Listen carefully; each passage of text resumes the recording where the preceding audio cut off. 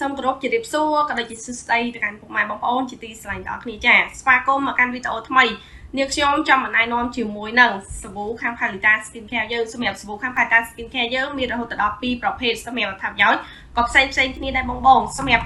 ឯកទេសព្យាបាលជាមួយនឹងសាប៊ូដុំខាង Palita Skin Care យើងផ្ដោតសំខាន់ទៅលើស្បែកមុខដែលមានមុនមិនថាមុនតូចមុនធំជាពិសេសបងដែលមានមុនកាម